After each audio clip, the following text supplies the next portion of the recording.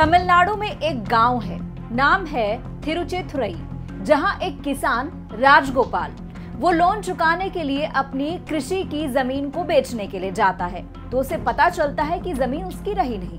क्यों? क्योंकि वक्फ बोर्ड ने दावा किया कि वो जमीन वक्फ की है। इतना ही नहीं, वक्फ ने पूरे गांव पर ही अपना दावा किया। गांव में 1500 साल पुराना हिंदू मंदिर भी था, उस पर भी वक्फ ने अपना दावा किया।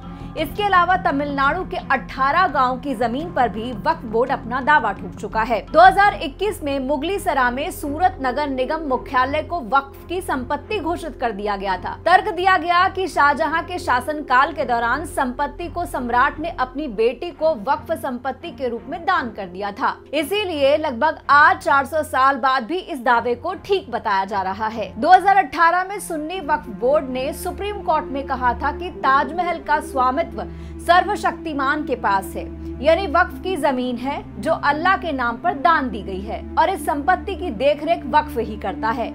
लेकिन उसके पास संपत्ति के कागज हो या कोई और सबूत हो, ये भी जरूरी नहीं है। एक बार वक्फ हमेशा वक्फ का सिद्धांत लागू करता है। वक्फ यानी कि जब किसी की संपत्ति को वक्फ बोर्ड अपना घोषित कर देता है तो वो जमीन हमेशा के लिए वैसी ही रहती है। कुल मिलाकर वक्फ अपनी मनमर्जी करते हुए किसी की भी जमीन, मकान, दुकान को अपना कह सकता है। उसके बाद आपको साबित करना होता है कि जमीन आपकी ही है। वक्फ कुछ नहीं करता, उसको कुछ नहीं करना होता। वक्फ एक्ट के सेक्शन 85 के मुताबिक इस फैसले को हाई कोर्ट या सुप्रीम कोर्ट में भी चुनौती नहीं दी जा सकती। अब तक वक्फ बोर्ड की प्रॉपर्टी को ना तो राज्य सरकार, ना केंद्र सरकार, ना ही अदालत जांच कर सकते हैं। आप लोग भी अपनी अपनी प्रॉपर्टी की जांच करवा लीजिए, कहीं वक्फ अपना दावा तो नहीं ठोक रहा। अब वक्फ बोर्ड को मिले इन्हीं अनाप शनाप अधिकारों को कम करने के लिए और ज्यादा पारदर्शी बनाने के लिए केंद्र सरकार वक्फ बोर्ड कानून में संशोधन करने जा रही है। इसमें मुस्लिम महिलाओं समेत मुस्लिम समाज के पिछड़े वर्गों को भी प्रतिनिधित्व दिया जाएगा। केंद्रीय अल्पसंख्यक मामलों के मंत्री किरण रिजिजू ने लोकसभा में वक्फ संशोधन बिल पेश किया, फिर सरकार ने इसे संयुक्त संसदीय समिति यानी कि जेपीसी के पास भेजने की सिफारिश की है। अब इस पर बवाल भी शुरू हो गया। लेकिन वक्फ बोर्ड कानून है क्या? इसमें संशोधन की जरूरत क्या है?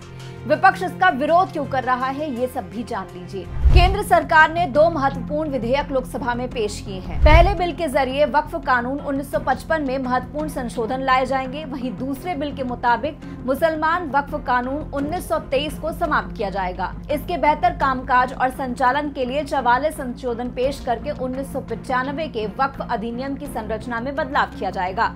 प्रस्तावित संशोधनों का उद्देश्य केंद्रीय वक्फ परिषद और राज्य बोर्डों में महिलाओं का प्रतिनिधित्व बढ़ाना है। वक्फ बोर्ड कानून में संशोधन करके एक सेंट्रल पोर्टल और डेटाबेस बनाया जाएगा, जिसके जरिए वक्फ का रजिस्ट्रेशन होगा और तमाम चीजों को मॉनिटर किया जाएगा। इसके मुताबिक किसी भी संपत्ति को वक्फ संपत्ति के रूप में दर्ज करने से पहले सभी डॉक्यूमेंट्स के साथ राजस्व कानूनों के तहत कार्रवाई की जाएगी।